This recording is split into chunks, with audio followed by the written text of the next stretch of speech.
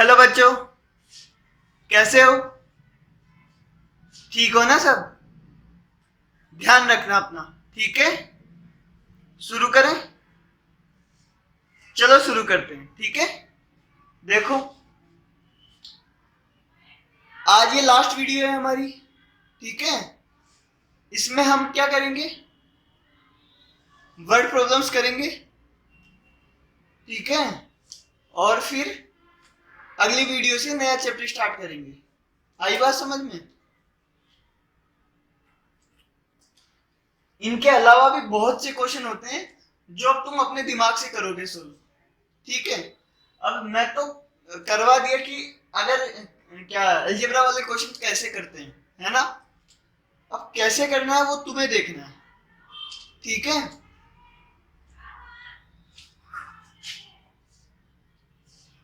देखो, पहला क्वेश्चन देखो,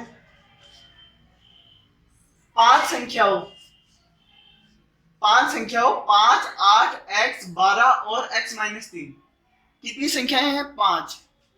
1, 2, 3, 4 और 5, इनका योग 48 है। इनका योग कितना है? 48 है। तो पांचों संख्या बताइए।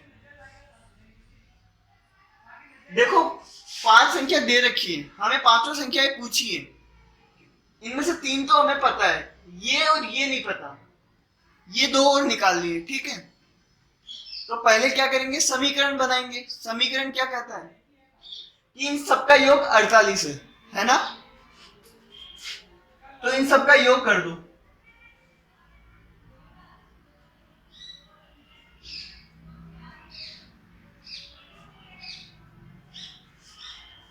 और योग किसके बराबर है?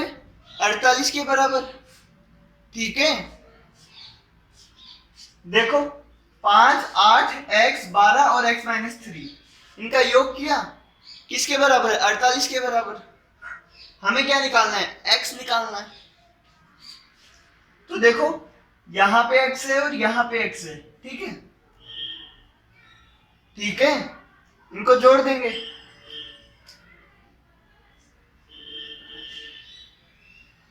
ये तो हो जाएगा 2x, है ना?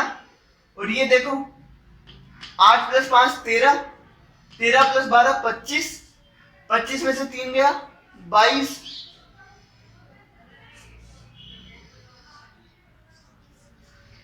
ठीक है, अब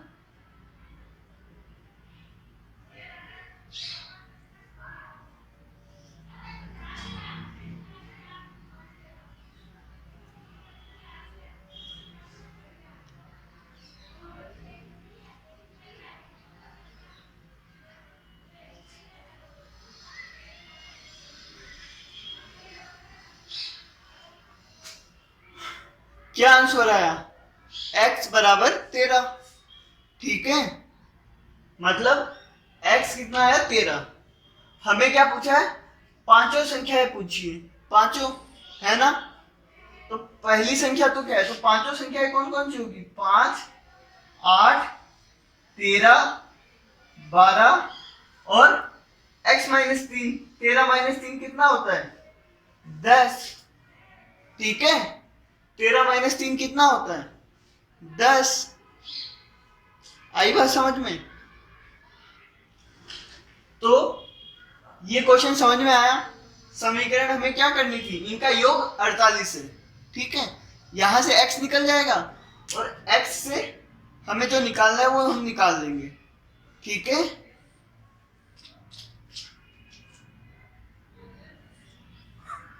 जल्दी से उतार लो, पहला क्वेश्चन लिख लो, मैं मिटा रहा हूं, है ना?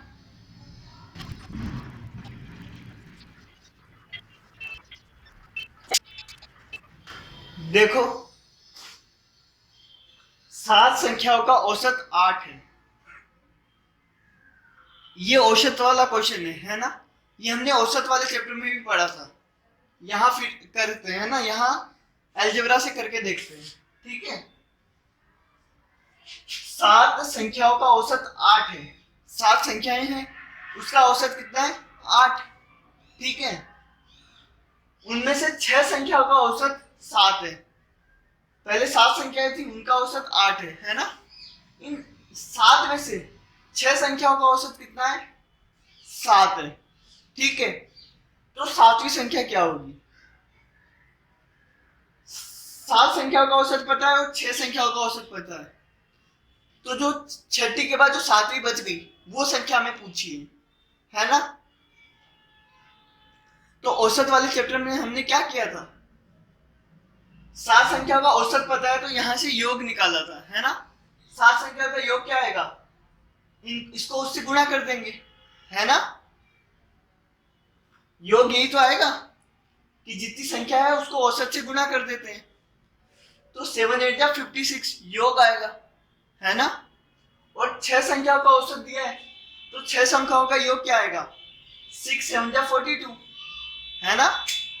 7 संख्याओं के योग में से 6 संख्याओं का योग घटा देते हैं तो जो 7वीं संख्या बचती है वो आ जाता है ना?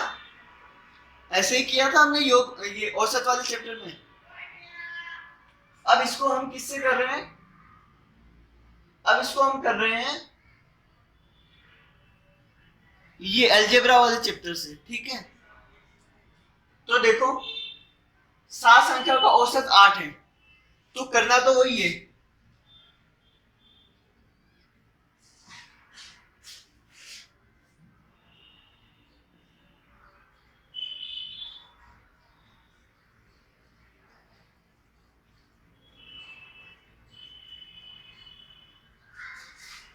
सात संख्याओं का औसत कितना है? 8।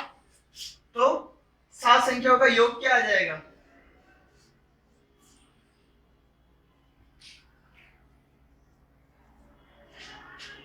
ठीक है, 7 संख्याओं का औसत कितना है तो योग आ जाएगा यहां से, है ना?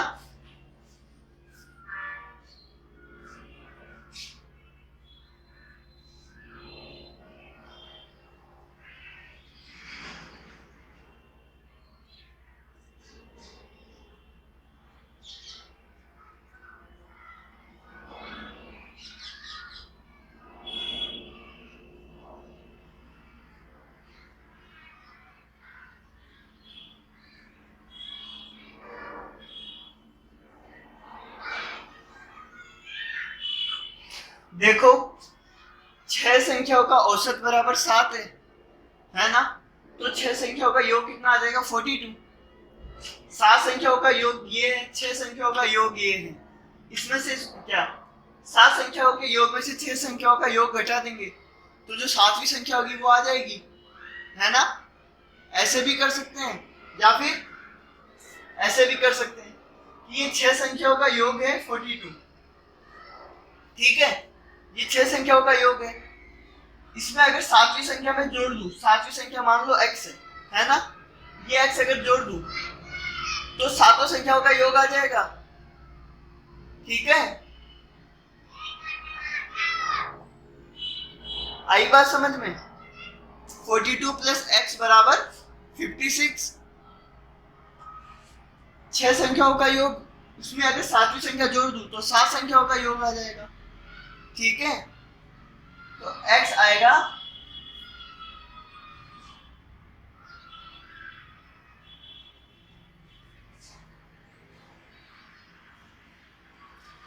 तो 7वीं संख्या क्या आएगी?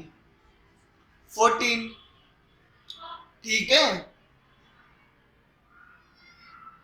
7 संख्याओं का योग, सॉरी 6 संख्याओं का योग कितना था? 42। 6 संख्याओं का जोड़ पता था, उसमें 7वीं संख्या और जोड़ दी तो उनका योग कितना हुआ? 56, ठीक है? तो इस 7वीं संख्या क्या आएगी? 42 को वहां जाके घटा देंगे। आई बात समझ में? ठीक है, जल्दी से उतार लो इसको, सेकंड क्वेश्चन का आंसर उतार लो। तुम चाहो तो औसत वाले चैप्टर से भी कर सकते हो इसको, है ना?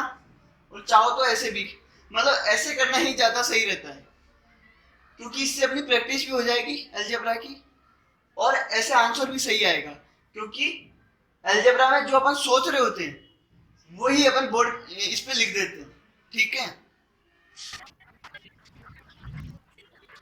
देखो 4 केलों का मूल्य 18 रुपए है। 4 किलो का मूल्य 18 रुपए है, तो 6 किलो का मूल्य क्या होगा? ये वाला क्वेश्चन हमने पढ़ा था पिछले वाले चैप्टर में, ठीक है। तो देखो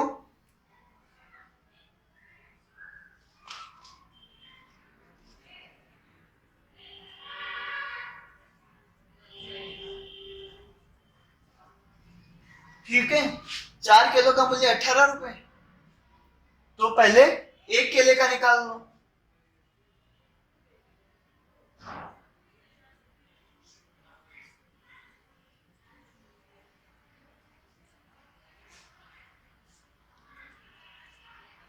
ठीक है, ऐसे ही करते हैं ना। देखो ये 4 केले एक तरह से एक वेरिएबल तो है, ये 4 किलो का मूल्य ये एक वेरिएबल है ना, हो सकता है ना।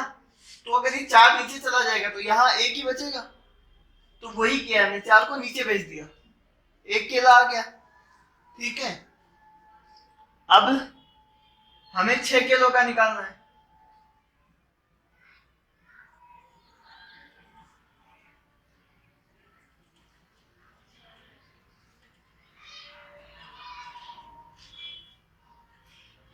देखो कैंसिल हो रहा है क्या?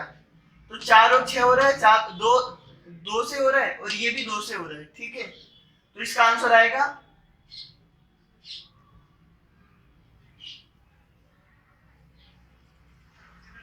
27 रुपए, ठीक है। ये हमने एक एक नियम से किया, आई बात समझ में? इसको चाहे तो हम किससे कर सकते हैं? अनुपात वाले चैप्टर से भी कर सकते हैं, है ना। देखो अनुपात से कैसे करेंगे, एक तरफ रुपए लिख लेंगे, दूसरी तरफ केले लिख लेंगे, है ना। या फिर एक तरफ केले लिख लो, दूसरी तरफ रुपए लिख लो। तो देखो 6 केले और 18 रुपए, सॉरी 4 केले 18 रुपए, तो 6 किलो का पूछा है। तो इसको अगर अनुपात वाले से करना हो तो ऐसे कर सकते हैं।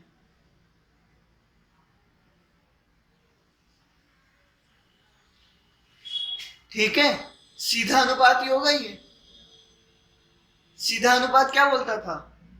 x1/x2 बराबर y1/y2।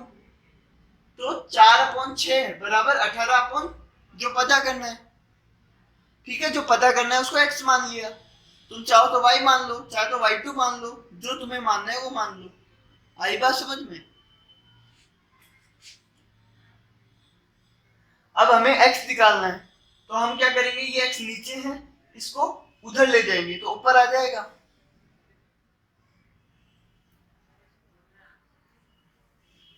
और ये 6 भी तो नीचे 4 से डिवाइड हो रहा है ना, तो उधर ले जाएंगे।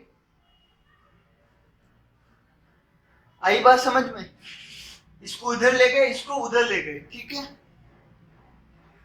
अब x निकालना है, तो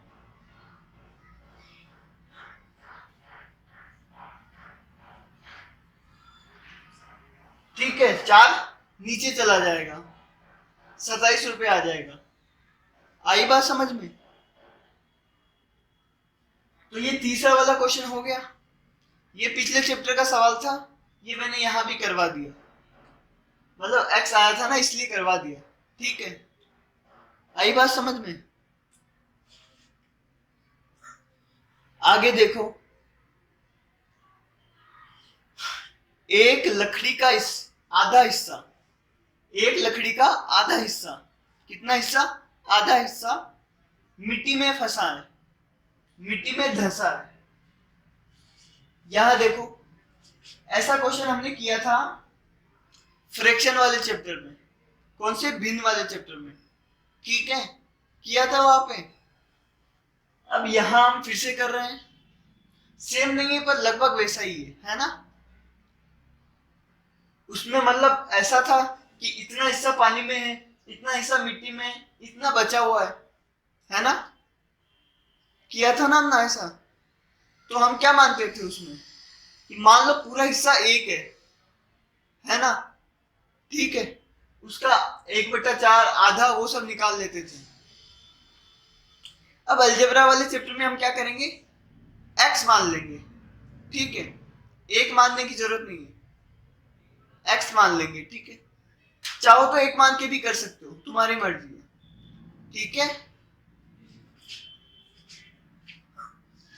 एक लकड़ी का आधा हिस्सा मिट्टी में है, लकड़ी देखिए, है ना, इसका आधा हिस्सा तो मिट्टी में है, इतना हिस्सा तो मिट्टी में है, और 1/4 हिस्सा पानी में है, और इतना हिस्सा पानी में है, ठीक है। और बाकी बचा 2 मीटर हिस्सा ऊपर है, और ये जो बाकी बचा है वो कितना बचा है, 2 मीटर, 2 मीटर हिस्सा ऊपर है, जमीन पर है, ठीक है। तो बताओ लकड़ी की लंबाई क्या है, क्या बताना है, इस लकड़ी की पूरी लंबाई क्या है ये बताना है, ठीक है। हमें क्या दे रखा है, इस पूरी लकड़ी कितनी भी हो, है ना, उसका आधा हिस्सा तो पानी मिट्टी में है, ठीक है, 1/4 हिस्सा पानी में है, ठीक है, पूरी लकड़ी का। आई बात समझ में? और बाकी कितना बचा, 2 मीटर, वो बाहर है, ठीक है। तो देखो हमें इस पूरी लकड़ी के बारे में भी नहीं दे रखा, अगर पूरी लकड़ी का नहीं पता तो उसका आधे का भी नहीं पता होगा, उसके 1/4 का भी नहीं पता होगा, नहीं ना। लेकिन हमें बाकी जो बचा है वो उसका पता है, वो 2 मीटर है, तो हम क्या करेंगे, पूरे को x मान लेंगे, ठीक है, पूरे को x मान लेंगे। देखो ऐसे माना लकड़ी की लंबाई x मीटर है, ठीक है, हम क्या करेंगे, पूरी को x मान लेंगे, ठीक है। अब क्या बोला है, आधा हिस्सा मिट्टी में, तो इस पूरी का आधा हिस्सा कहाँ है, मिट्टी में, ये पूरी x है, ठीक है। तो इसका ये आधा हिस्सा है, वो कहाँ है, मिट्टी में। तो बताओ मिट्टी में कितना होगा,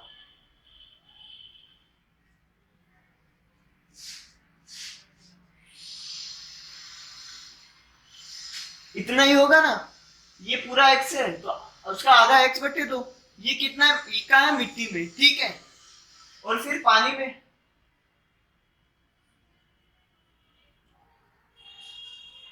पानी में कितना है, 1/4 हिस्सा, ठीक है, इस पूरी का 1/4, है ना। आई बात समझ में? पूरी कितनी है, x, उसका 1/4 कितना होगा, x/4, इतना कहाँ है, पानी में, और बाकी जो बचा वो 2 मीटर है, ठीक है। तो बताओ इतना मिट्टी में, इतना पानी में, तो कितना बचा, वो कैसे निकालेंगे, है ना। तो वो ऐसे निकालेंगे,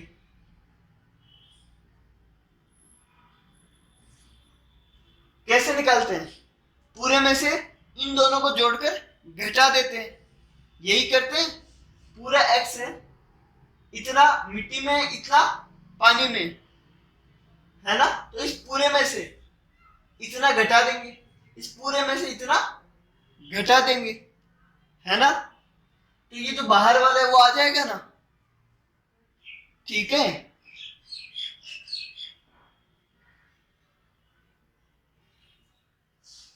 पहले तो इनको जोड़ लो,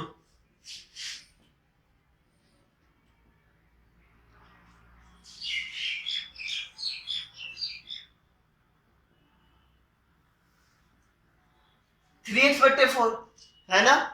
अब ये 3x/4 है, इसको x में से घटा देंगे, x में से क्यों घटाएंगे, ताकि ये बचा हुआ हिस्सा आ जाए अपने पास, है ना, ठीक है।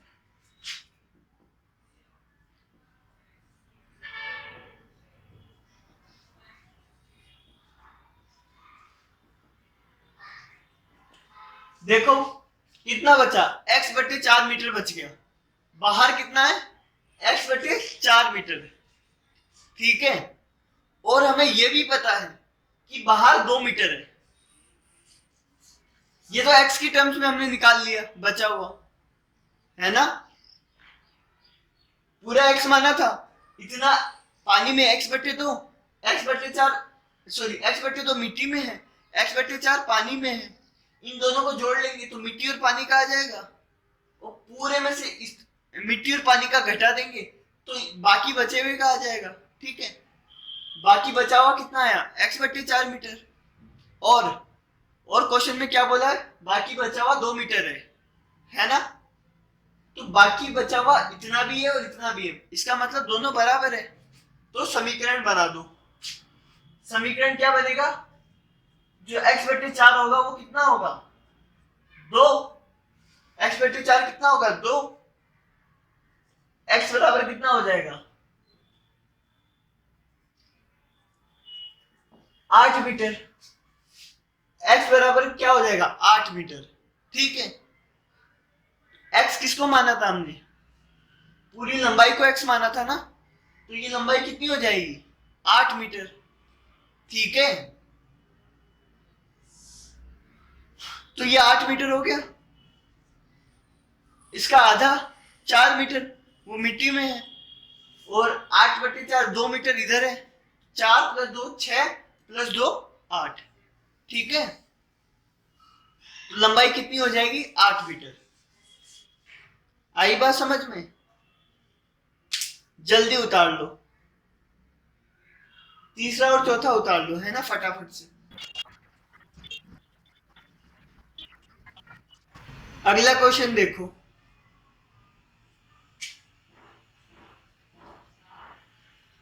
एक गांव में 1/3 बच्चे हैं।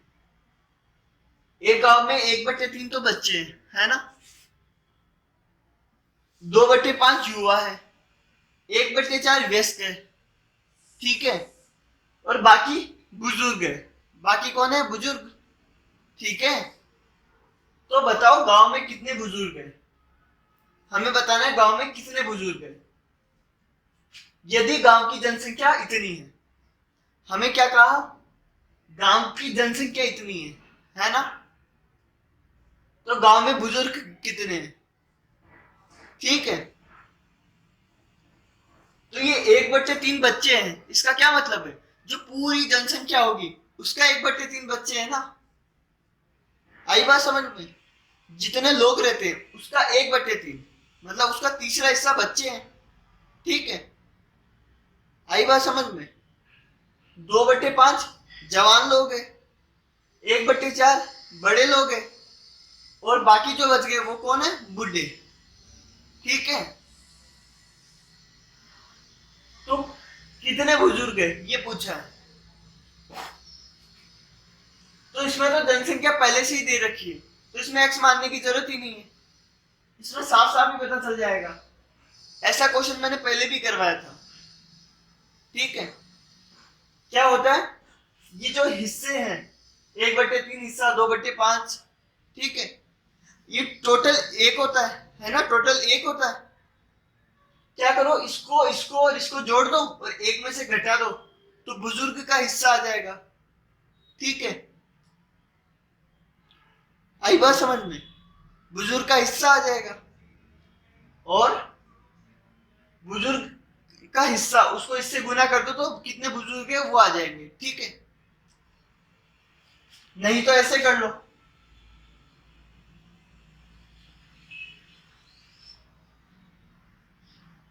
बच्चे कितने हैं, 1/3। किसका 1/3, इस पूरे का 1/3। ठीक है, जितने लोग रहते हैं उसका 1/3।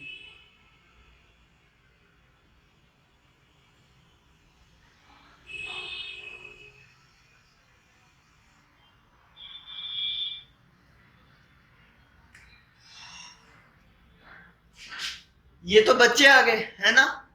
अब युवा कितने होंगे,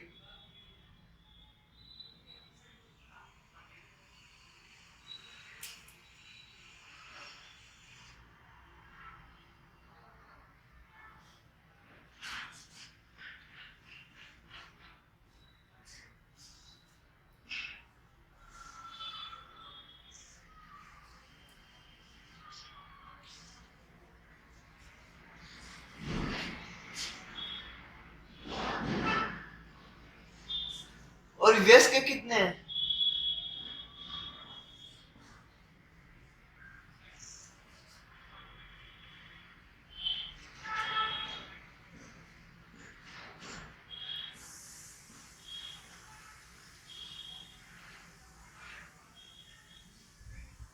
इतने कौन है? व्यस्क। ठीक है, अब हमें पूछा बुजुर्ग कितने हैं, है ना? तो इन सबको जोड़ दो और 5040 में से घटा दो। ठीक है,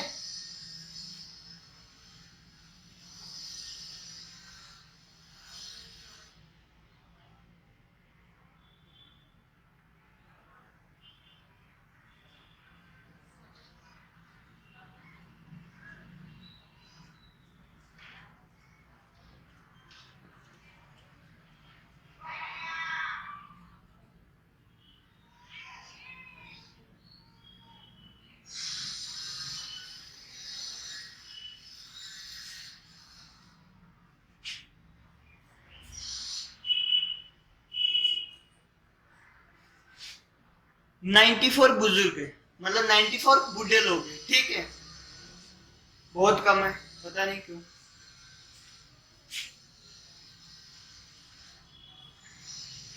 ये चैप्टर में अभी वाले क्वेश्चन में ऐसे ही आराम आराम से करवा रहा हूँ, मतलब ज्यादा कुछ समझा भी नहीं रहा। ठीक है, क्योंकि ये तुम पहले कर चुके हो और जितना अलजेब्रा तुमने पढ़ा है उससे हो जाएगा। ठीक है, और इसमें तो शायद एक्स वाई मानने की जरूरत भी नहीं पड़ी, है ना? इसको ऐसे भी कर सकते थे कि टोटल हिस्सा एक है ना? इन तीनों को जोड़ते और एक में से घटा देते तो बुजुर्गों का हिस्सा आ जाता, है ना? बुजुर्ग का हिस्सा पता है, जैसे बच्चों का हिस्सा पता था, उसको टोटल से गुणा कर दिया तो कितने बच्चे वो आ गए। वैसे बुजुर्गों का हिस्सा आ जाता, उसको इससे गुणा कर देते तो बुजुर्ग आ जाते। ठीक है, अगला देखो, 15/8 में से क्या घटाए कि उत्तर 13/5 आए। मतलब इसमें से क्या घटाऊं कि ये आए। ठीक है, तो देखो कैसे करेंगे।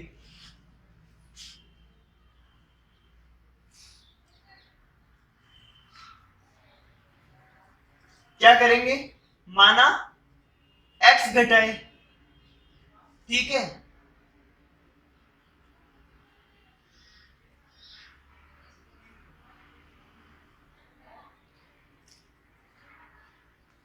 ये समझ में आया? मान लिया x घटाया तो 15/8 में से x घटाया तो कितना आया? 13/5।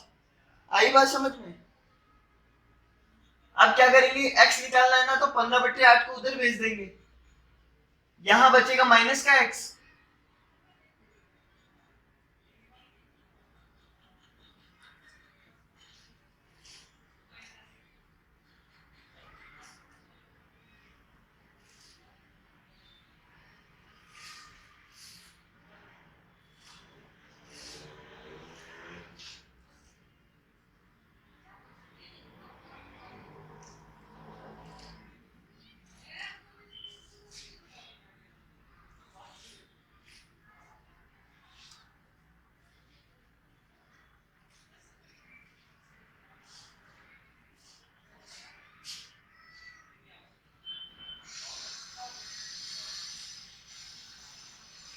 देखो समझ में आया?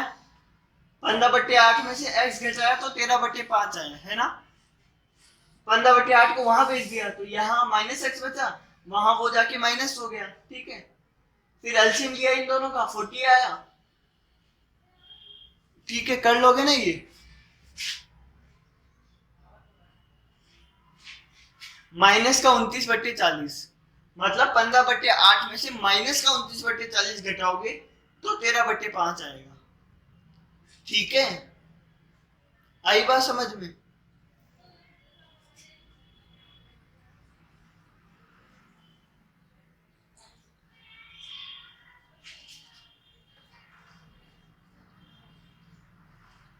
एक टंकी अपनी कुल धारिता की, एक टंकी अपनी कुल धारिता की 2/3 भरी हुई है। कुल धारिता मतलब कुल कितना पानी धारण कर सकती है, कुल कितना पानी रख सकती है। एक टंकी है, वो कुल कितना पानी रख सकती है, वो उसकी पूरी धारिता होती है ना? जितना भी पानी रख सकती है उसका 2/3 भरी हुई है, मतलब एक पानी की टंकी है ना? क्या है? पानी की टंकी है। ठीक है, ये जितना भी पानी रख सकती है उसकी 2/3 भरी हुई है। कितनी? 2/3। ठीक है। यदि अगर उस टंकी में कुल 50 लीटर पानी आता है, अगर उस टंकी में 50 लीटर पानी आता है पूरा, ठीक है, तो बताओ उसे भरने में और कितना पानी चाहिए? अगर इसको भरने में 50 लीटर पानी लगता है और ये 2/3 पहले से भरी हुई है, तो अब अपन को पूछा है अब उसको भरने में और कितना पानी चाहिए। मतलब इतना तो पहले से भरा हुआ है, और कितना चाहिए?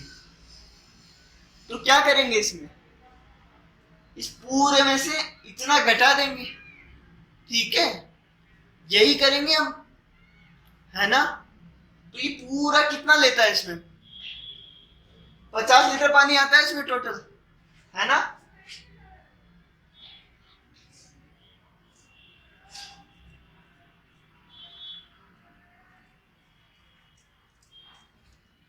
कुल तो 50 लीटर आता है ना?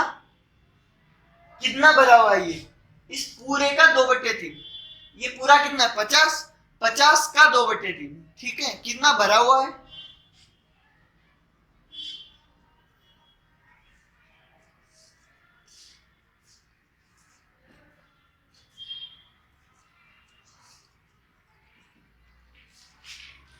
ठीक है, पूरे का 2/3 तो भरा हुआ है ये।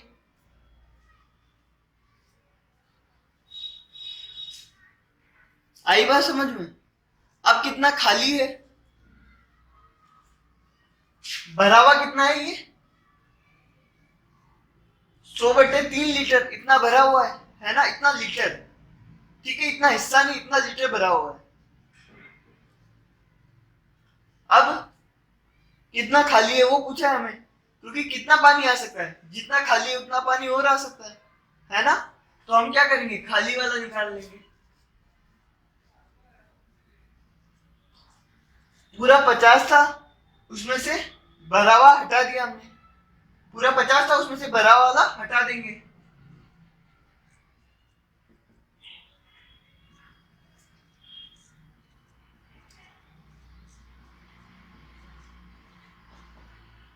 तो कितना खाली है? 50/3 लीटर। आई बात समझ में? तो इसमें और कितना पानी आ सकता है? इसमें और आ सकता है 50/3 लीटर पानी। ठीक है,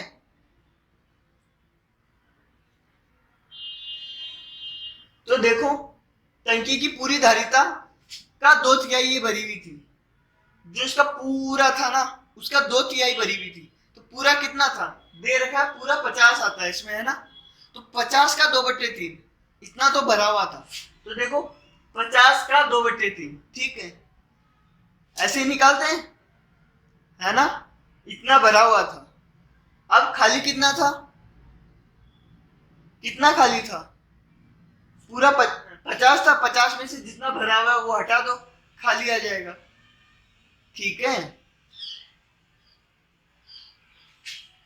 इसी क्वेश्चन में ऐसे भी बोला जा सकता था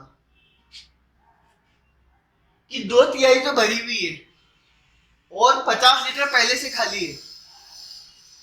2/3 तो भरी हुई है और 50 लीटर खाली है ना? अब बताओ कितना पानी आ सकता है? टोटल पानी कितना आ सकता है? टोटल अभी तो टोटल दिया हुआ था, है ना? तुम्हें ऐसे भी दे सकते हैं कि पूरी क्या 2/3 भरी हुई है और 50 लीटर खाली है ना? 2/3 तो भरी हुई है, 50 लीटर खाली है, तो टोटल कितना होता? ठीक है, तो तुम क्या करते? टोटल को x मान लेते, है ना? x का 2/3 तो भरा हुआ है, ठीक है, आई बात समझ में? तो उससे खाली निकल जाता, x में से x का 2/3 घटा देते तो खाली वाला आ जाता, है ना? खाली वाला तुम्हें कितना दे रखा है? 50 दे रखा है। 50 को उस खाली के बराबर लिख देते, जितना भी आता है ना उसके बराबर लिख देते, तो तुम्हारे पास क्या आ जाता? x की वैल्यू आ जाती। x हमने किसको माना होता? इस पूरे को। ठीक है, तो ऐसा तो तब करते जब हमें पूरा नहीं दिया हुआ होता, ठीक है। अभी तो इसमें दे रखा है पूरा 50 लीटर है, तो उसका फ्रैक्शन तो निकाल ही सकते हैं हम, है ना।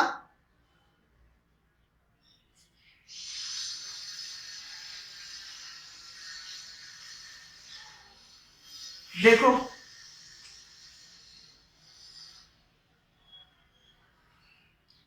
एक पेड़ पर कुछ पक्षी बैठे, एक पेड़ पर कुछ, कितने बैठे हैं वो पता नहीं, बस कुछ पक्षी बैठे हैं, ठीक है। उनमें से आधे पक्षी उड़ गए, जितने भी थे उनके आधे तो उड़ गए, ठीक है। और अब जितने बचे उनमें से आधे मर गए, जितने बचे उनके आधे मर गए, ठीक है। और अब उस पर 16 पक्षी है, अब उस पेड़ पर कितने हैं, 16 है, ठीक है। मतलब आधे तो उड़ गए, जितने बचे उनके आधे मर गए, है ना। और अभी भी उसमें 16 पक्षी बचे हैं। तो बताओ कितने पक्षी मरे, हमें बताना है कितने पक्षी मरे थे, कितने मरे थे। टोटल पक्षी नहीं पूछा है हमें, तो मरे हुए पक्षी पूछा है, ठीक है। तो हम क्या करेंगे,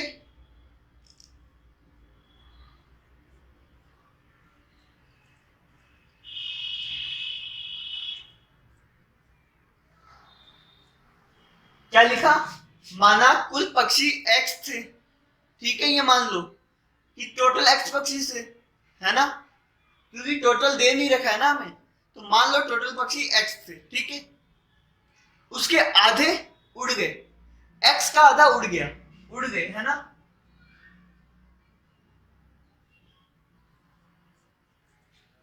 x का आधा x/2 होता है, ठीक है। अब क्या बोल रहे हैं, जितने बचे उनमें से आधे मर गए,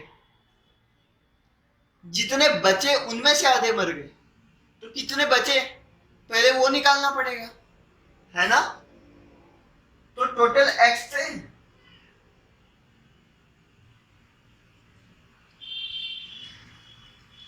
x/2 घटा दो, जितने उड़ गए उतने घटा दो, है ना। तो कितना आएगा,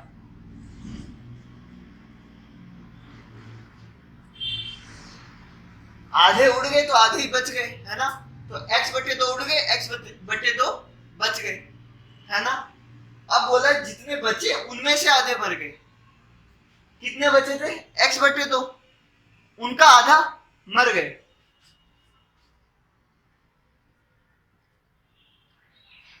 किसका आधा करना है, x/2 का आधा, तो x/2 को आधा से गुणा कर दो, है ना। x का आधा करना था तो आधे से गुणा कर दिया, x/2 का आधा करना है तो और आधे से गुणा कर दो, ठीक है।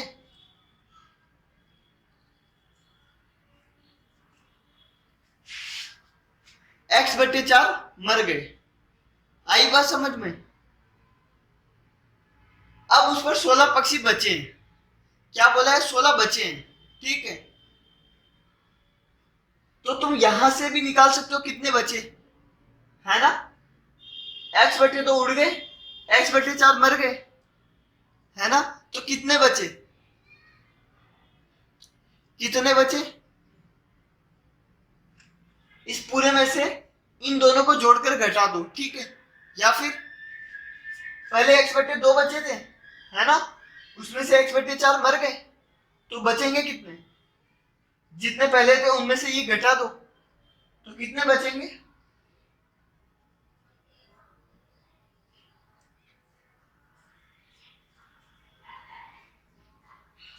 x/2 माइनस x/4, है ना।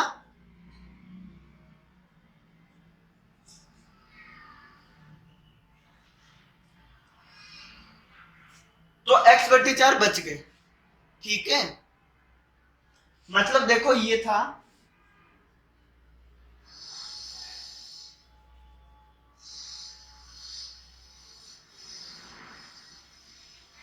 एक पेड़ था, है ना, उसमें खूब सारे पक्षी बैठे थे,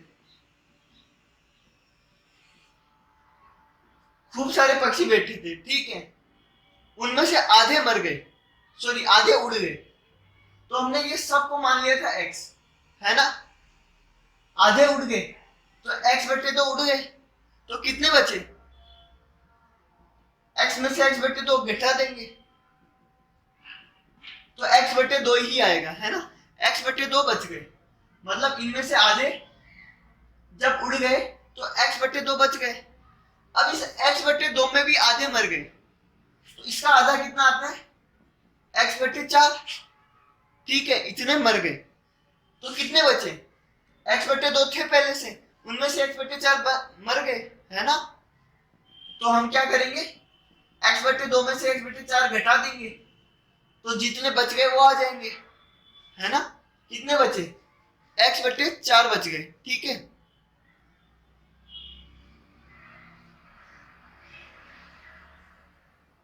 x बटे 4 बच गए, है ना। आई बात समझ में? और तुम्हें यहां पे ये भी बोला है कि 16 बचे हैं, अब उस पर 16 पक्षी है ना। तुम्हें बोला है कि 16 बचे हैं और तुम्हें पता है x बटे 4 भी बचे, तो दोनों क्या है?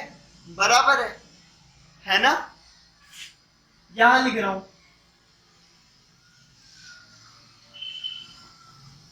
तो ये क्या बन गई? समीकरण बन गई हमारी कि x बटे 4 बचे थे और ये क्या है? क्वेश्चन बोल रहा है 16 बचे हैं, तो दोनों बराबर है। ठीक है,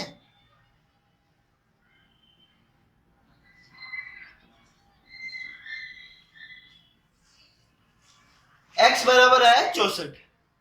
x हमने क्या माना था? कुल पक्षी माना था, कुल पक्षी, मतलब टोटल 64 पक्षी है थे। ठीक है, अब हमें पूछा है कितने पक्षी मरे हैं, हमें पूछा है कितने मरे हैं। तो देखो मरे कितने थे, मरे थे x बटे 4, इतने मरे थे। ठीक है, तो x बटे 4 कितना है? 16 है ना। या फिर यहां लिख लो, मरे हुए बराबर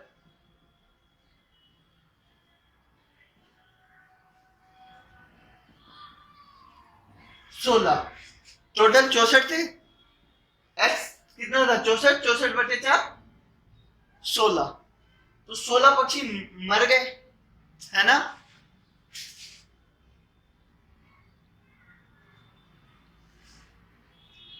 सोलह पक्षी तो मर गए, उड़े कितने थे? 64 का आधा, मतलब 32 उड़ गए थे। देखो 32 तो उड़ गए थे, 16 मर गए थे, तो कितना हुआ? 48 तो हो गए। बाकी कितने बचे? 16 बचे, पूरे 64 हो गए, है ना। मर गए, उड़ गए और जो बच गए उनको मिला के टोटल कितने हैं? 64 है। ठीक है, आई बात समझ में?